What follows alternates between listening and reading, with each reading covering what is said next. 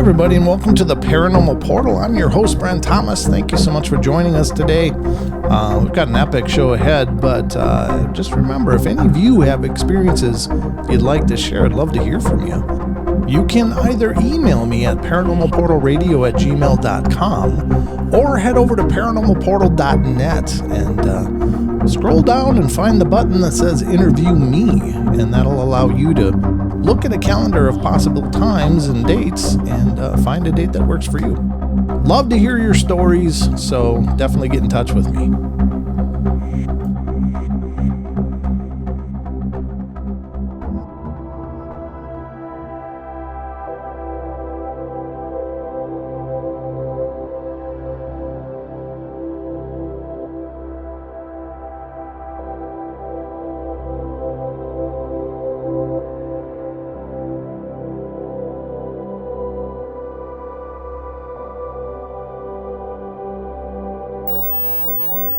Hey everybody, welcome to the Paranormal Portal podcast. I'm your host, Brent Thomas. Thank you all for being here and joining me as we dive into another amazing episode of The Strange and Unusual, but that's what we do here. I've got a phenomenal show lined up for you guys, and I'm really excited to bring it to you. But first of all, thank you to all of you guys for your love and support, and thank you to those of you out there that continue to recommend the shows to people you know or posting the shows on your social media. All of that goes so far and is so powerful in helping to spread the word about what we're doing here. So today's show, I have a guest from the other side of the globe, and I am going to be talking to Steph from New Zealand, who's had a whole host of spiritual experiences, some time slips, and all kinds of fun stuff. So we're going to dig into that now. So buckle up, folks. We're going in. Hey, Steph, welcome to the show. Thanks for coming on. Hey, you're welcome. I really appreciate that you made the time to make this happen, and we may end up with some laggy spikes. We've noticed a few before recording, so we'll do our best to iron all that out into the final product. But I guess probably the best place to start makes the most sense to me all the time, which maybe it speaks to my limited ability to think, but I'm always interested in where the journey started for people. And for you, where did this all begin? Is this a lifelong thing, or was there one polarizing moment where it all took off, or how did that begin for you? So there's probably been a few different things that have happened. My very first experience was one that I don't actually remember myself, but one that I've heard the story of growing up. Oh. So I would have been about four years old, I think, at the time. Mm-hmm. And, you know, early into bed, kind of 7:30 bedtime for a young child of that age. And it was quite late at night, and my parents could hear me talking away in my bedroom. So they came down to tell me off and, you know, make me go back to sleep and stop playing with whatever I was playing with.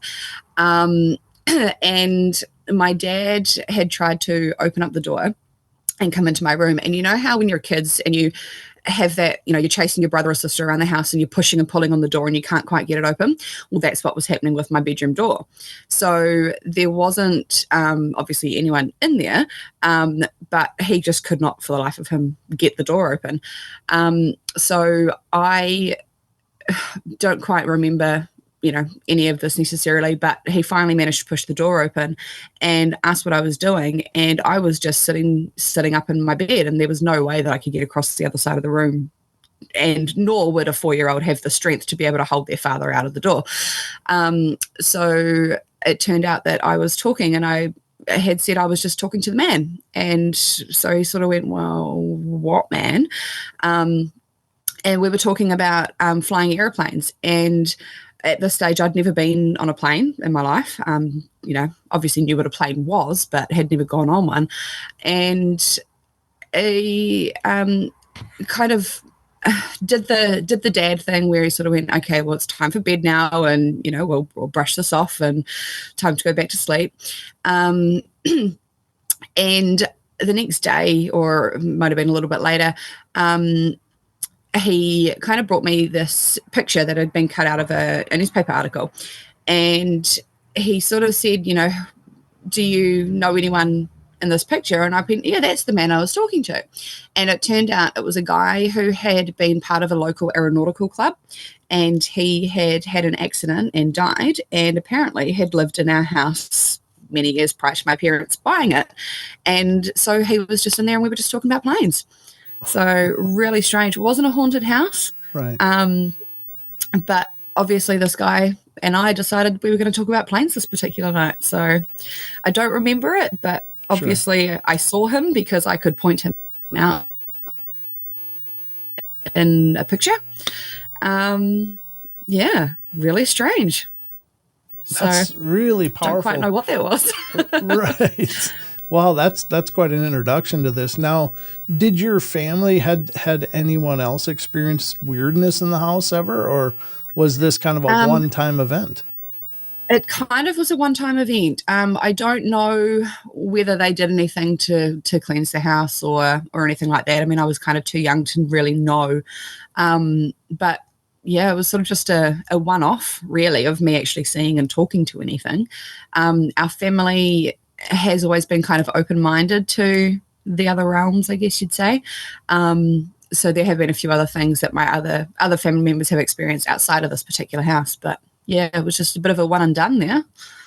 Wow, that's a very cool story, and I'm always fascinated by that. And it comes up quite a bit that children can not only see and experience these presences, but have robust conversations with them, which I'm very envious of, because, I mean, what an opportunity it could be just to communicate to, what is your experience? What's going on? How do you see this? What's going on in your world, sort of thing? Because it really is like a different world, or are they just kind of here and unseen? So, wow, that's a very powerful beginning. Yeah, absolutely. I mean, it's a shame that I think we lose our innocence as we get to a certain age, and, you start school. And sorry, I can hear my cats playing with a ball down the hallway. You when you hit school, it becomes all factual based and evidence based, and everything is tangible and in front of you, and you kind of lose a little bit of that. I guess the other stuff that you can kind of see and experience when you hit school, and I guess that's probably what happens to most people. Yeah. So, yeah. I mean, it's not a universal gift or experience, but it does so commonly come up that children are one of the first human beings to experience hauntings, because they just seem to be able to pick up and experience it so much quicker. And I like what you said, because I think that's certainly some of it, is that, you're as a child, you're wide open. Everything is just, receiver mode. But then we're told to focus. Then we're told to direct our attention at specific things, and it narrows it. It closes that down, maybe, or we're told to discard it. No, that's just silly. Don't do that.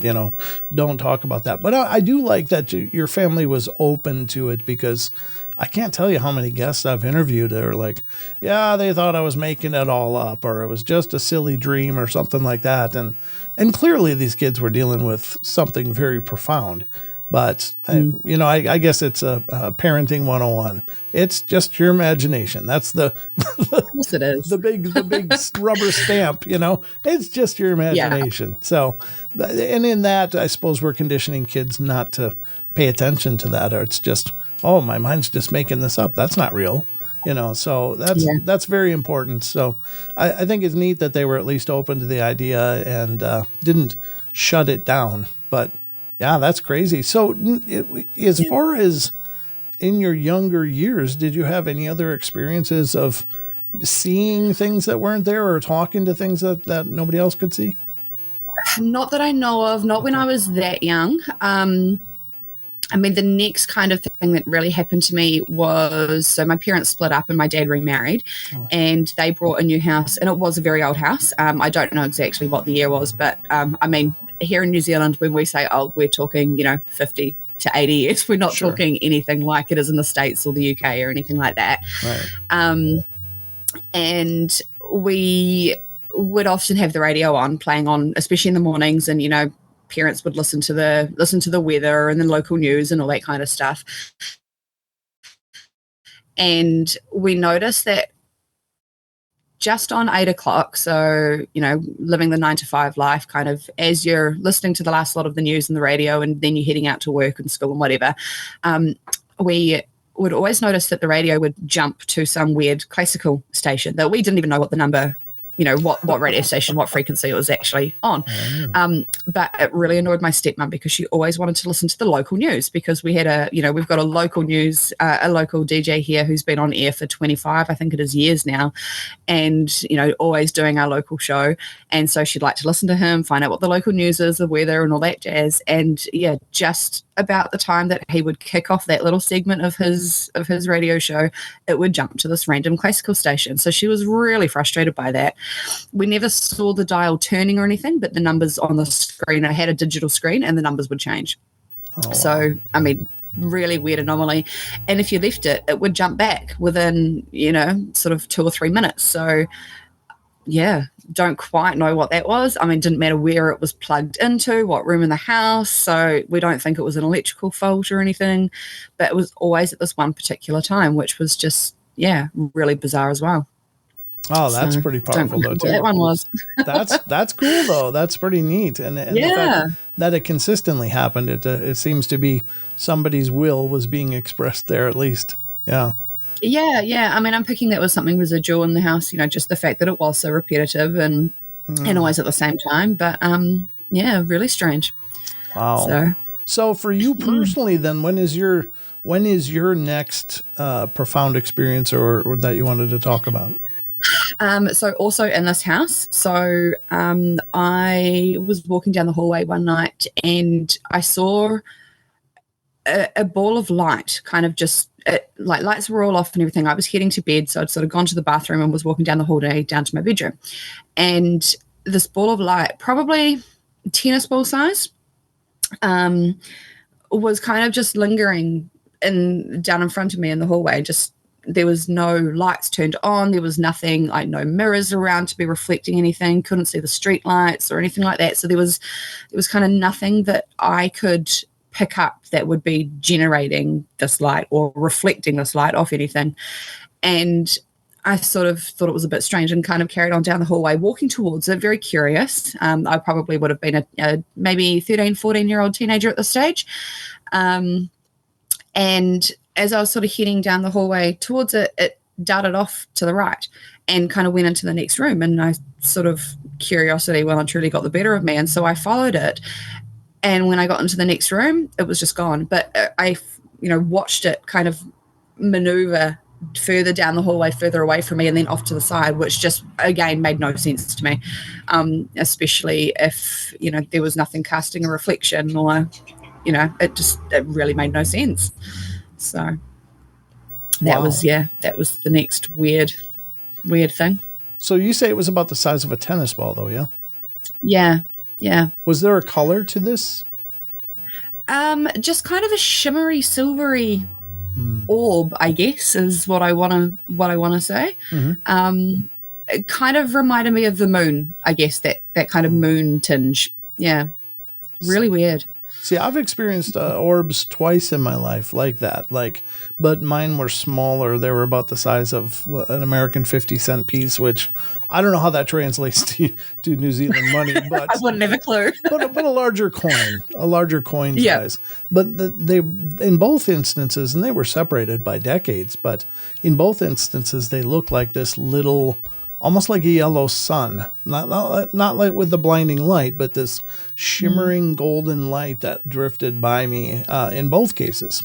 And it's always baffled me. And I've had many people suggest, well, could be this, could be that. And they're right. It could be, but I don't pretend to know.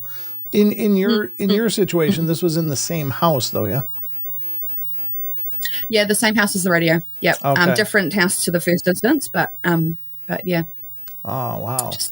So maybe you had a chance to see at least one manifestation of whatever it is that like classical music. Yeah, maybe. Who knows? Maybe they were heading off to bed. I don't know. Right. Maybe so. Now, is there any I'm not really familiar with any New Zealand or what is it? Are they Maori? Is that the native people? Maori. Maori. Okay. Now, is there any? Yeah. Have you ever looked into their folklore or ideas about what that could mean? Yeah, they have. There's a lot of folklore here. They have tales of mythology for everything. Okay. You know, from how Maui pulled New Zealand up out of the ocean and all sorts of things. You know, we've got taniwha here, which is local kind of river monsters, and there's all sorts. It's not something I've delved into deeply, but throughout school, it's sort of part of our learnings. Is, you know, local history and things like that. So, Okay. yeah, there's potentially something there. I don't really know enough about the history to be able to comment too much more than that, but Sure. yeah, it's definitely a big thing within the Māori tradition and their belief system.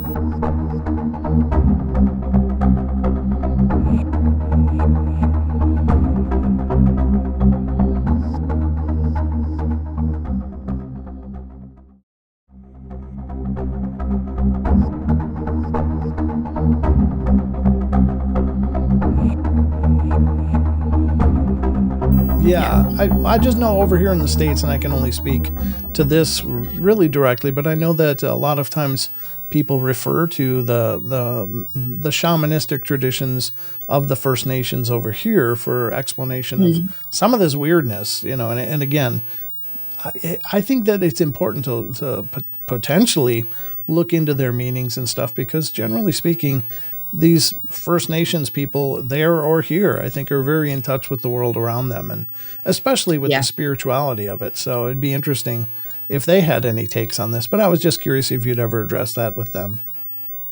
Yeah, I haven't. There is definitely a lot of stuff that comes up locally. Sorry, bird flying past.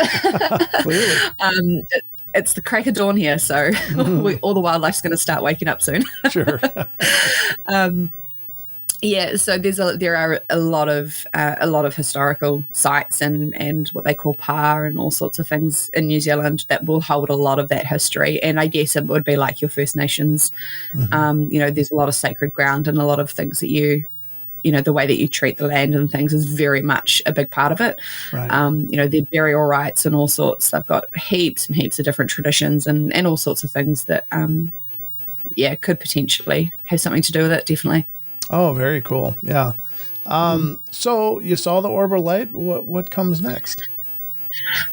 So say walking from the same house to school, and I'm kind of going in chronological order here, so kind of jumps across to a time slip that I had.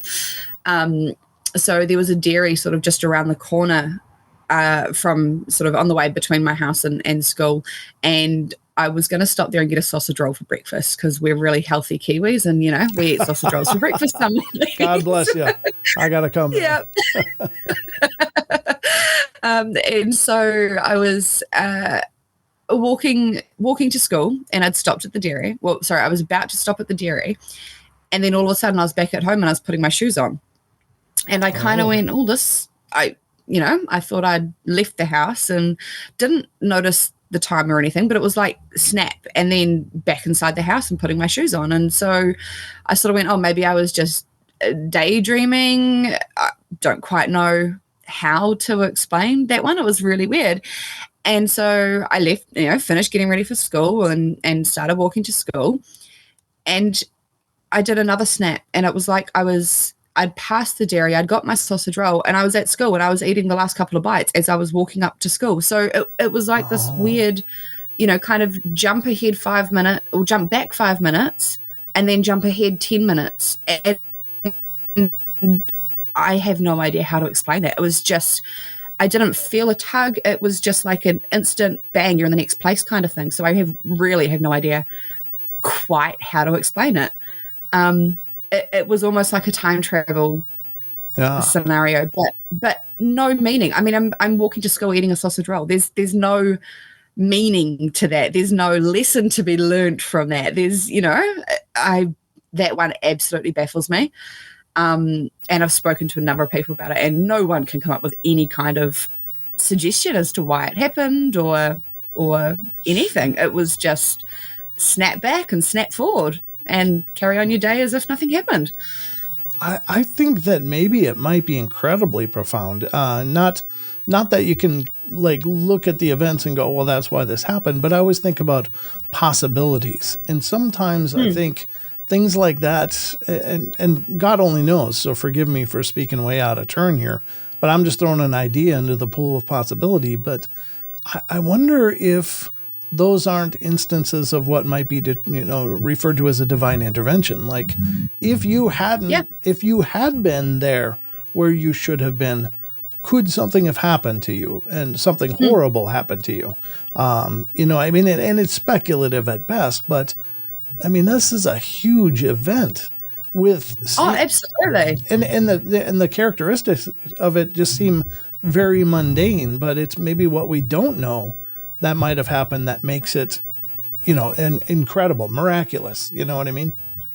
The concept of all time playing at the same time has kind of started to be discussed, I guess, a little bit, and this layering of time. And so whether, I was experiencing two different realms of reality, or however you want to kind of explain it, for some reason, I kind of wondered if that might be something, or as you say, divine intervention. I've definitely had other divine intervention in my life, and I'll kind of come to that soon. But yeah, there's just time anomalies are so interesting, and we really have no idea how to explain that. No. And I don't think science will for quite some time. As much as they are potentially working on it, I think it's going to be a long time before we can grasp that concept and really figure out what it is. So fair enough. Yeah, I mean, and like I said, it's largely speculative, but I think it's worth considering because this was important enough that it happened, even though it seems like just kind of a mundane series of events and you were jumping all over around it. But maybe you had to in order for you to be here on the portal. Maybe it was to make sure you got here, Steph. I'm sure it was. Okay, well, take us to the next part. Okay, so I'm trying to think how many years ago this was now. There wasn't too much more in my teen years that I really remember. Nothing really that stands out. But there was a really beautiful story of when my husband's grandparents passed away a few years ago now. Oh, I'm sorry. So they'd been married for just about 70 years, and they were born, I think it was 21 days apart. So, very, very close in age. And they loved doing lawn bowls. And so Granddad would play, Nana would be inside chatting away with her friends and things. And she was the sort of person. What does that mean first? They love to do what was the word? Play lawn bowls. What does that mean? So it's, how do I explain it? It's a sport. So it's like a petanque. Are you familiar with petanque? No. Croquet? Cricket? Is that what it is? No. No, not cricket. We've got cricket here too. Okay. But some sort of sport. Basically, you roll out. It's a sport, yeah. So there's a tiny little ball. I mean, I don't play it myself, so I can't even explain the different types of things. But there's a little ball, and you've got to roll your own balls closest to it, and that's how you kind of score. So it's All right. You'll have to Google that. Sure. Yeah, I'll Google it later. Thanks for exactly. Okay. But anyway, so while Granddad would be playing this game, Nana would be talking away, and from what I understand, I didn't know her very well myself, but I've heard through all those family stories that she could kind of talk your ear off. So while the games would be going, and once he'd finished playing all of his games, he would shake his keys at her, and that was her, this is your 10-minute notice, wind it up, we're off kind of thing. Sure. And so my husband's grandfather passed away first, and his Nana got very, very sick quite quickly after that. Oh. And, we kind of discussed she's dying of a broken heart sort of thing. Well, it actually turned out that she'd actually had calcified breast cancer that she'd had for years that she'd never told anybody about. Oh. And so she became very, very unwell. Her eldest daughter convinced her to move up to, I think they were up in it's a town called Hamilton, which is probably about a 5-hour drive from where I am, so that she could take care of her. And she went for a little bit, took Granddad's ashes with her, but her health declined really, really quickly. And so she actually got brought back to our hometown via a helicopter, because she wanted to die at home. And they knew she was going. So she got brought back down via helicopter. Granddad's ashes got driven down with the family. And so Nana arrived back at home first. And everyone kind of went there and said their goodbyes and everything. And the uncle that was driving Granddad's ashes back to town, once he got home and he brought the ashes inside, it was, without a word of a lie, 10 minutes and she went. And it was like he'd come home, he'd shaken his keys and gone, right, you've got 10 minutes, wind it up and we're off. And the coolest thing was they died 21 days apart. So that was my next question. That is so incredible. Yeah, it came full circle. I mean, you can't make that stuff up. Like it's just, not necessarily anything divine that happened to me, but again, that divine intervention, right? Sure. It's that. Yeah. Yeah. Yeah, that's a beautiful thing. I thought that was just fascinating. Yeah, that's a beautiful story. And just so neat that stayed the case. He entered the world. He was 21 days older than her then, I take it? Yeah. And so they were exactly the same age when they passed as well. Wow. Yeah. And it was that 10 minutes of, right, I'm here, shaking my keys, let's go, wind it up. Oh, that's a beautiful story. Yeah, it was a very, very beautiful story. Yeah. Thank you for sharing that. That's awesome. Yeah. So we actually inherited, the next thing that actually happened was we inherited that Granddad's car after he'd passed. And so we've got 3 children, 2 boys and then a girl. And our eldest son, our daughter wasn't born then. She's 7 now. So probably, I think our eldest one would have been maybe 4 or 5. Mm-hmm. And he was being really grumpy and a right pain in the butt, as all parents will understand when toddlers are not, in their good place. Yep. And so we were driving down the road and I heard Granddad's voice say from the back seat, Connor, you're okay. It's time to rest now. And boom, he just went out like a light and went straight to sleep. And he had been driving me absolutely bonkers. I was pulling my hair out because he just would not calm down. And it was Granddad's voice. And it was just after we got his car, which was amazing. That's cool. Yeah, just that very audible, very clearly his voice. There was no mistaking it. And he just out like a light, which that's cool. Was crazy. Yeah. I love those stories because I love the idea that, of course we all like to think, well, my loved ones are watching over me, but in that case, that's your proof. That's your evidence. You're not only watching over, he was helping. So that's a beautiful. I mean, and just, I don't know that wouldn't have happened if we hadn't been in his car. He was very proud of his car. It was very well upkept and, constantly serviced and polished and cleaned and everything. And so, maybe he was just coming for one last ride with us. I have no idea. But yeah, that was really cool. That is really cool. Very cool story. Wow. Yeah. Yeah. No, I love that one. Yeah.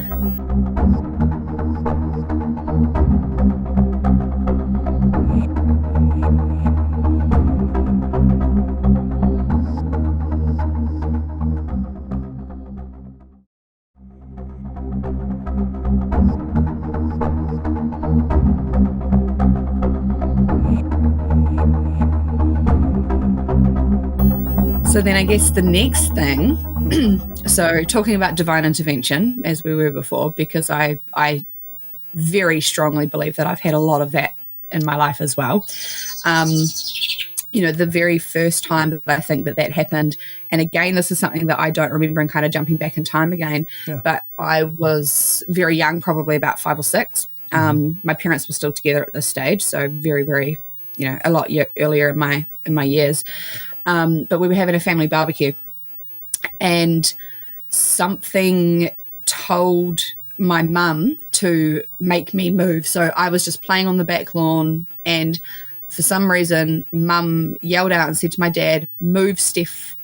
And just as he grabbed my hand, the barbecue exploded out the back of the gas bottle, exploded out the back of the barbecue. Oh my and God. would have hit me had I not actually moved. So, that was the very first experience of a divine intervention. But, I think that was absolutely amazing. It is. Yeah. Wow. Oh my God. Yeah. Yeah. And then, so I kind of follow a bit of a very spiritual, kind of more pagan-y path. So I like to work with the elements, and I like to kind of ground and be very spiritual in that sort of sense. And I was talking to a friend of mine, and we were discussing something about getting divine messages. And she said often feathers are a symbol of communication from the divine. And it was, we were having a coffee and just talking about all this stuff. And this little feather just kind of floated down and landed straight in my coffee as we're having this discussion. So, wow. There's all these really weird synchronicities that happen. And, as we're having this discussion about divine intervention and getting communication and, as we were talking before the show, I said to you, I've just yesterday had my Akashic Records read. Yes. And she's discussed that I've got some mediumship abilities there that I need to learn to develop, which is, going to be my next step, I guess, is learning how to do that. But, all these weird divine things that kind of come up.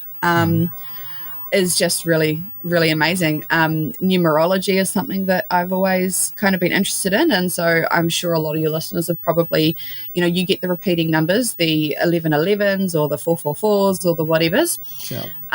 And so our eldest son, this appears for him. So he is the 11th great-grandchild.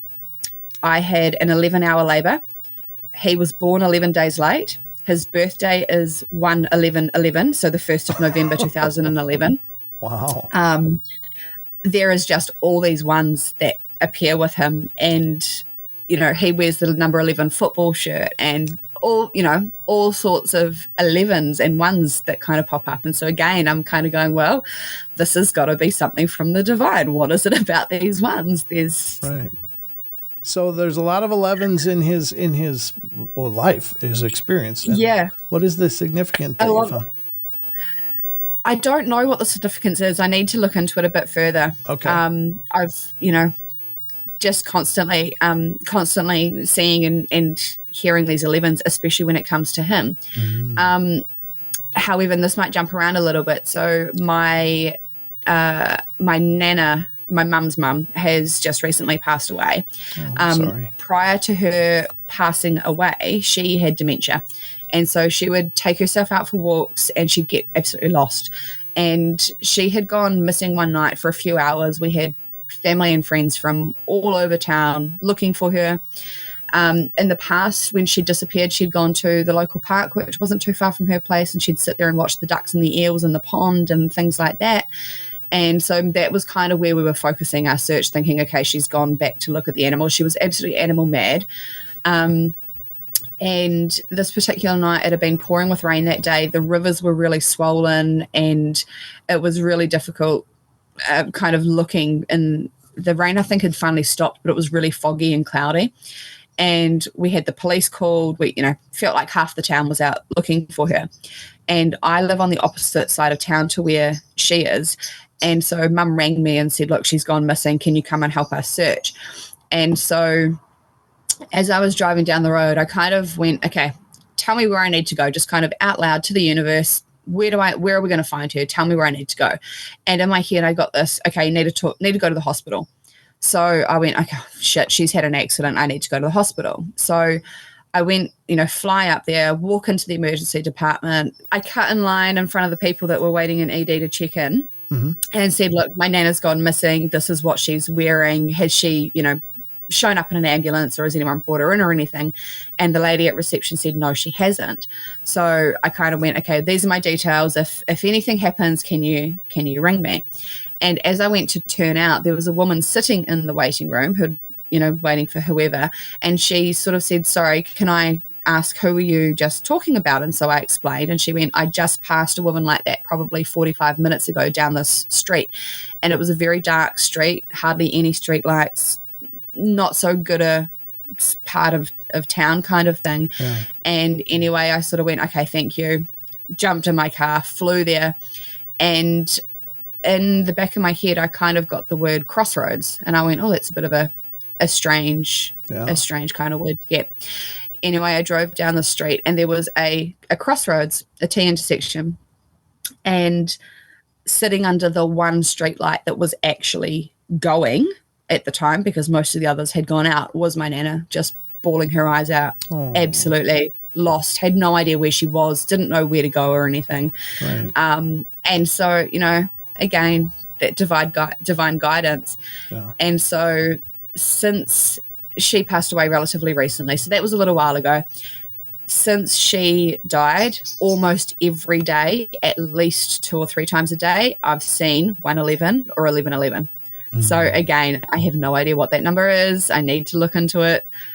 But it's just that, whatever that divine guidance is, whatever that divine intervention is, it's the 11s that are popping up, which is, I don't know how to explain it.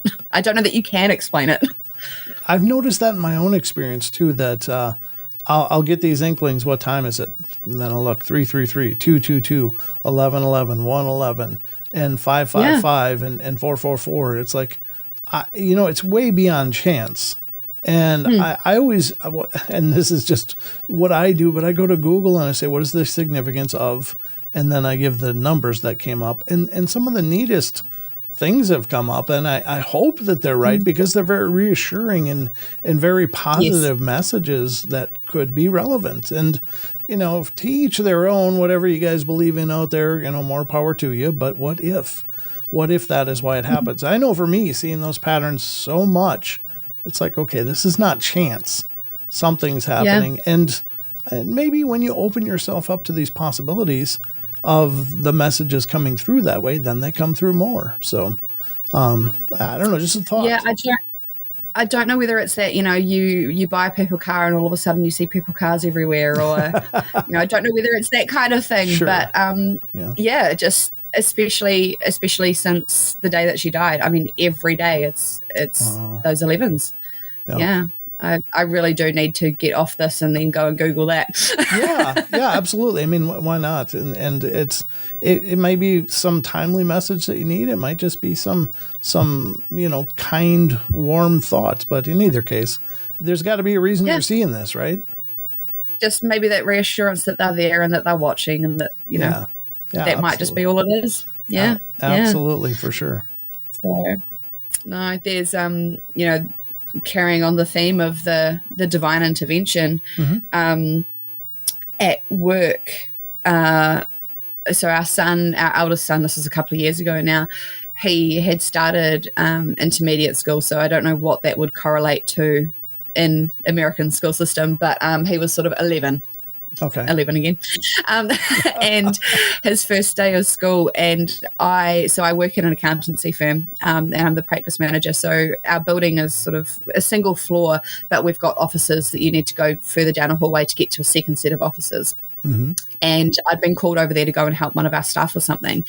And normally I don't bother taking my phone with me, because I'm normally in and out and helping them with whatever it is quite quickly.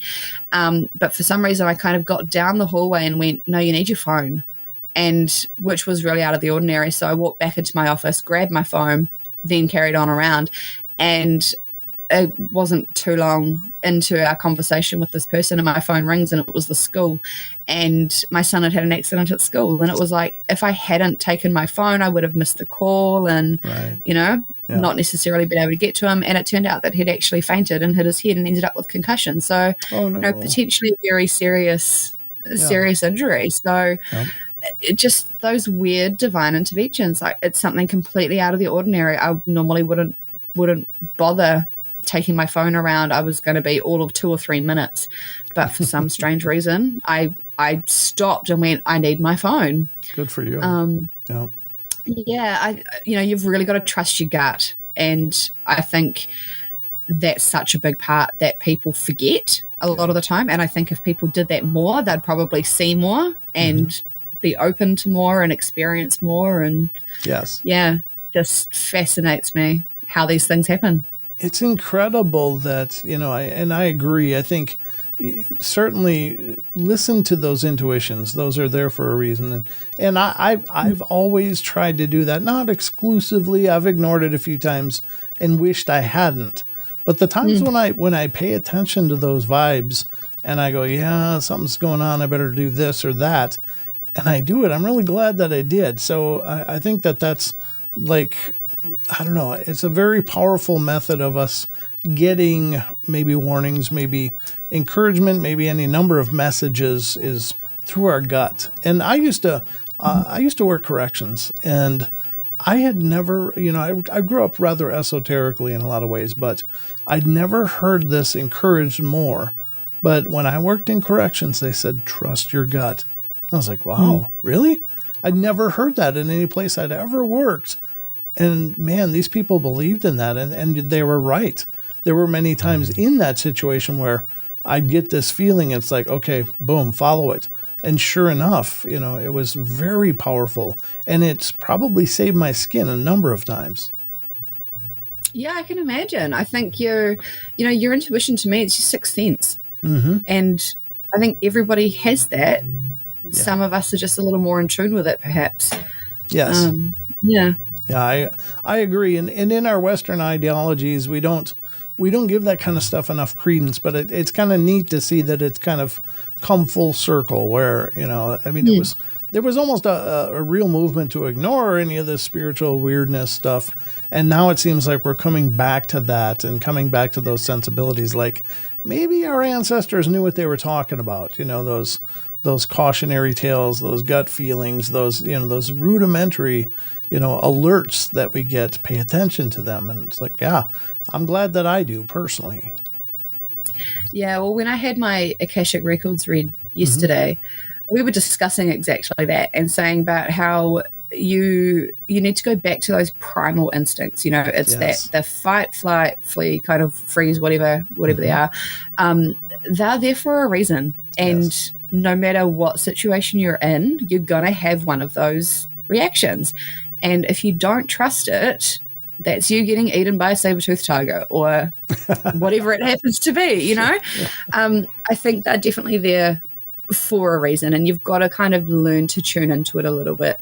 And, my conversation with her yesterday around me having some mediumship abilities, and then was sitting there thinking about that last night, knowing that I was going to be talking with you today. And I kind of went, you know what, there are so many synchronicities, so many times where I've had that forward knowledge of something happening, or just knowing that who's going to ring, or, that something is going to happen, or turning down going a different route for some weird reason and avoiding an accident or whatever it is. So, and whether that's divine intervention, whether that is just your intuition, whatever that may be, I think more and more people are starting to learn how to use that a bit as well.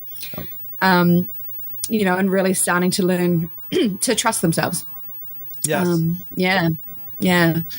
So it was really interesting having this conversation with her yesterday. Like paranormal, everything spiritual, everything occult has always been a really big fascination of mine. So, as I said to you before, I've been binging your show, among others, for a while now. And just recently I've actually met a lady who's a psychic medium, and she's actually going to start teaching me how to explore that a little bit deeper, which is amazing. She also does paranormal investigations. Oh, nice. And so it's, what day of the week are we here? Because I'm sure we're the day ahead of you. So currently, Wednesday here. So Saturday just gone, we were supposed to go out for a paranormal investigation at a cemetery. And this is a cemetery that she's done a lot of investigations at before, and she's really good at channeling and things too, which is just amazing. I've been dying to actually go and do an investigation. And the day before she ended up, so she's got a mobility scooter that she uses sometimes, and she was taking her dog for a walk, and the dog pulled her down, and she actually rolled down an 8-meter bank with the scooter landing on top of her, and ended up with a broken shoulder, broken knee, and quite severe injuries. And so I'm going, okay, this is divine intervention. We weren't meant to go investigating for whatever reason. Were we going to get an attachment? Was something bad going to be there? Was was it something that I needed to not experience, or someone else that was going to be going? I just, you can't help but wonder. But through my Akashic Records reading yesterday, she did say to me, you need to learn the foundations first before you dive head deep, because I want to just dive straight into it. I want to be out there with everything, experiencing everything, Sure. I want to see the ghost and talk to the ghost and do all that kind of stuff.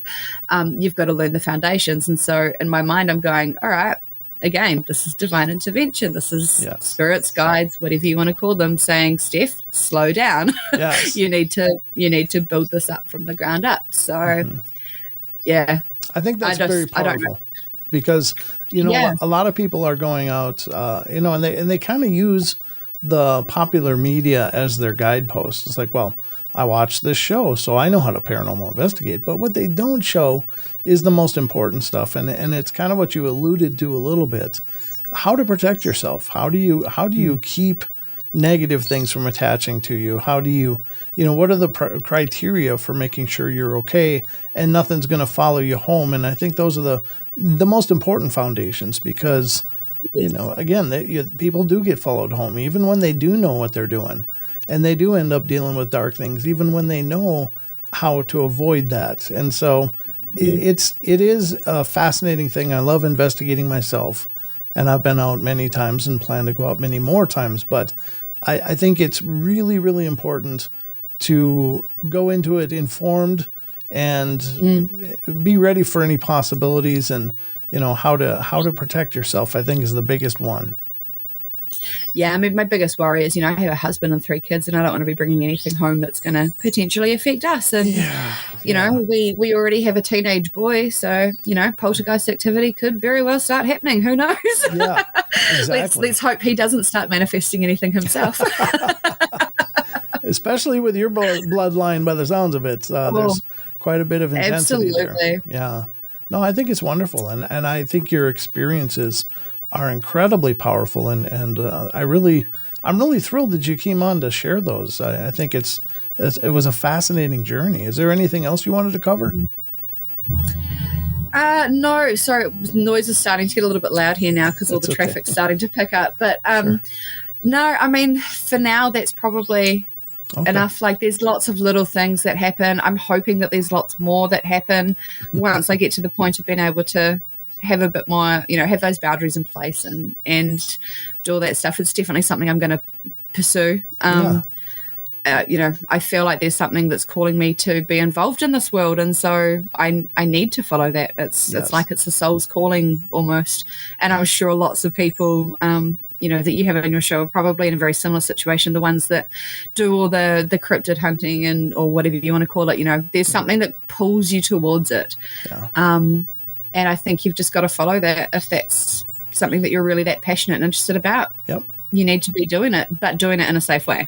Yeah, and by all means, feel free, if more things happen or there's more things you want to talk about, please. This doesn't have to be a one-visit thing. You can come back. I'd love to have you back. That would be amazing. I'll let you know once I've finally been out investigating. Okay. Sounds perfect. Well, thank you, Steph, for being a part of the show, and thank you for all your love and support. No, thank you so much for having me. This has been awesome. Oh, it has been. I really appreciate it.